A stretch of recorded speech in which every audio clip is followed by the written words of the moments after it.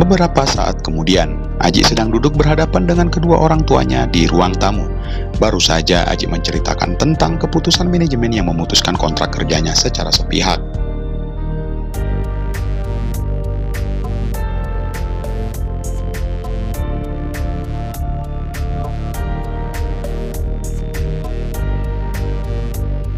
Kedua orang tuanya terlihat sedih dan sesekali menarik nafasnya dalam-dalam.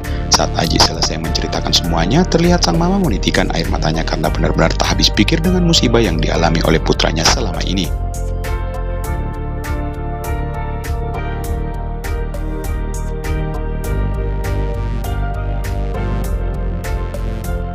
Pertama, musibah di mana gadis yang ia cintai meninggalkannya dengan seorang anak. Orang tua mana yang tidak akan bersedih mengetahui kondisi Aji saat itu. Kedua, musibah di mana ia harus mendekam di penjara walaupun hanya 2 hari, namun cukup buat Aji dan keluarganya terpukul. Sekarang, Aji harus menerima musibah kembali bahkan jauh lebih besar sehingga ia kehilangan pekerjaannya dan juga karirnya akan terhenti sampai di sini. "Ji, kenapa bos kamu tidak bisa bantu sayang?" tanya sang mama.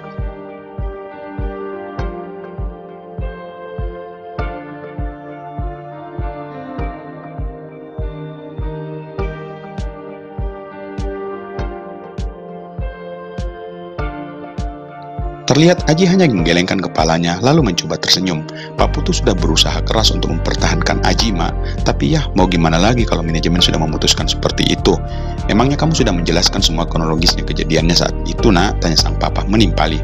Sudah, Pak. Sudahlah, Mama dan Papa nggak usah sedih karena Aji akan mencari pekerjaan baru nantinya, ujar Aji. "Iya sayang, tapi tidak semudah itu mendapatkan pekerjaan yang sama seperti di Unilever," ujar sang mama dan terlihat papanya hanya mangguk-mangguk dan sesekali menarik nafasnya yang terasa berat.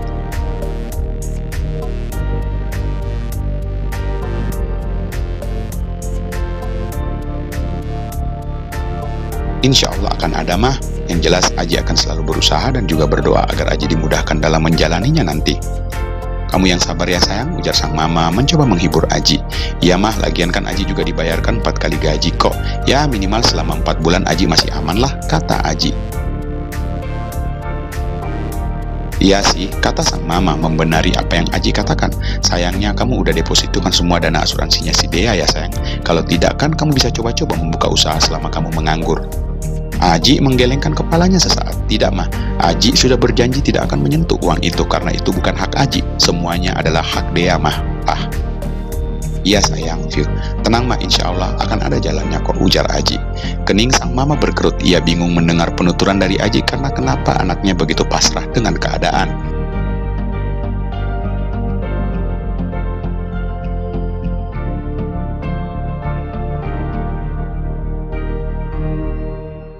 Kenapa ia tak mencoba negosiasi dengan pihak perusahaan? Kan ini murni bukan kesalahan Aji. Dan masa iya pihak perusahaan tidak mempunyai hati sedikit pun dengan musibah yang Aji hadapi beberapa pekan yang lalu? Saat mereka masih sibuk dengan pikiran masing-masing, tiba-tiba Dea baru saja keluar dari kamar, lalu segera menuju ke ruang tamu. "Ayah," Aji menoleh dan juga kedua orang tuanya ke arah Dea. "Ya sayang," kata Aji, dan Dea langsung mendekatinya. Anak itu naik ke sofa dan merebahkan kepalanya ke pangkuan Aji. Dengan penuh perasaan, Aji membelai rambut Dea. "Ayah, kok baru pulang?" tanya Dea mendongak.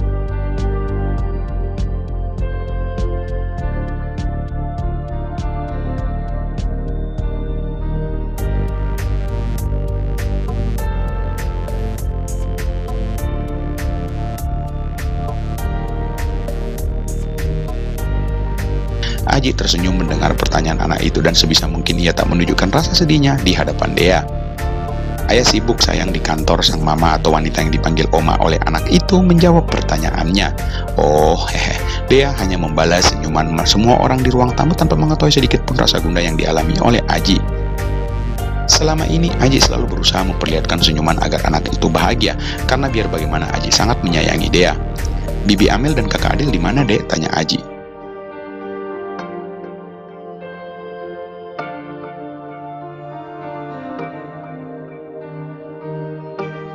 "Di kamar," jawab Dea.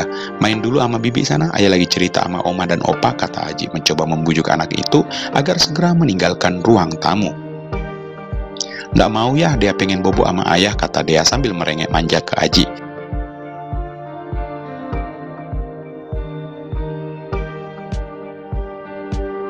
Mending kamu istirahat dulu sayang, kasihan Dea udah dari tadi nungguin kamu, kata Oma Dea menyuruh Aji untuk segera masuk. Ya sudah, nanti kita lanjut lagi ngobrolnya ya Mah, Pah, kalau gitu Aji masuk dulu, kata Aji lalu segera beranjak dan tak lupa menggendong tubuh mungil Dea sambil memberikannya beberapa kecupan. Kedua orang tua Aji tersenyum hangat memperlihatkan sikap Aji terhadap Dea, dan jelas selama ini Aji tak pernah sedikit pun menyurutkan perhatiannya terhadap Dea. Bahkan sesibuk apapun Aji, pasti ia akan menyempatkan dirinya untuk sekedar bercanda atau menunjukkan kasih sayangnya layaknya seorang ayah kepada anaknya.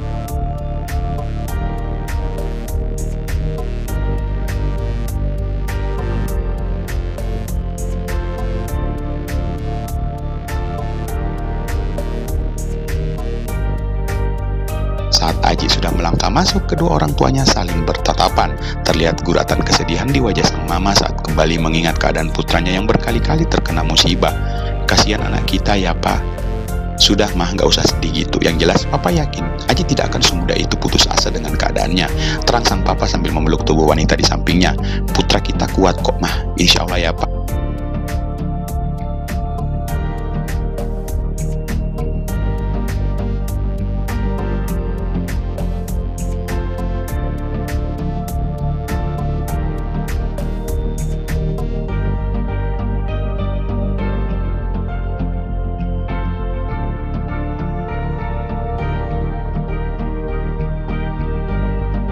Buat Aji, Sinta hanyalah seorang sahabat, walaupun gadis itu selalu memberikan dorongan ke Aji untuk tetap maju dan tidak berputus asa.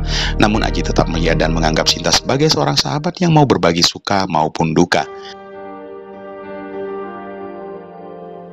Setelah Aji sudah resmi berstatus sebagai seorang pengangguran, dan dengan modal dana pensiunnya yang hanya 4 kali dari upah tetapnya, Aji mencoba mencari kerjaan yang baru dengan mengirimkan beberapa CV dan application letternya ke berbagai perusahaan yang bergerak di bidang yang sama sebelumnya. Dan akhirnya Aji kembali memakai Jupe kesayangannya karena mobil operasionalnya sudah ia kembalikan ke pihak Unilever. Awalnya Dea sempat menanyakan tentang mobil Aji, namun juga anak-anak, dan selama ini dimanjakan oleh Aji, pasti akan merasa aneh saat Aji mengajaknya jalan-jalan hanya dengan menggunakan motor.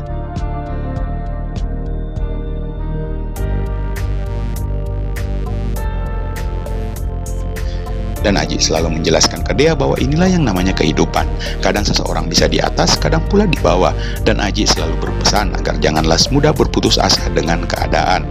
Tetaplah berusaha dan tak lupa berdoa. Makin lama akhirnya dia terbiasa dengan keadaan Aji yang hanya menggunakan motor. Bahkan kedekatan mereka antara ayah dan anak makin sangat dekat.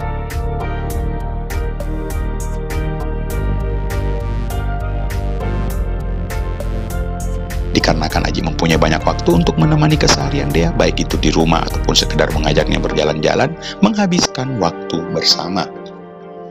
Kembali lagi ke masalah Sinta, di mana Aji akui memang Sinta adalah seorang perempuan yang cantik dan tentu saja seorang gadis yang akan menawarkan berbagai keindahan dalam tanda kutip, bahkan akan Aji dapatkan jika ia mau. Namun Aji tidak menganggap Sinta hanyalah sebagai seorang sahabat, tidak lebih. Aji pun sudah menjelaskan ke Sinta tentang keadaannya saat ini, dan Sinta makin intens berkunjung ke rumah Aji, bisa 2 kali dalam seminggu, dan lumayan membuat Aji terhibur saat kehadiran Sinta di rumahnya.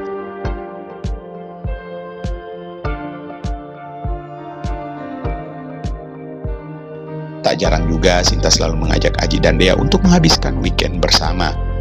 Yang jelas bagi Aji, cinta adalah sesuatu yang terlalu indah dan hanyalah khayalan dengan mata terbuka yang membuatnya akan kembali bersedih. Selama ini ia telah belajar mengenai arti cinta dan cintanya telah ia kubur bersama waktu yang telah berlalu. Aji pun tahu persis apakah cintanya selama ini telah bersarang ke seorang gadis bernama Reni atau tidak. Aji pun telah belajar untuk tidak akan pernah jatuh cinta lagi. Satu cinta paling indah di dunia, kasih sayang hakiki dari janji surga pun tak dapat ia raih, karena keadaan yang tidak pernah mendukungnya.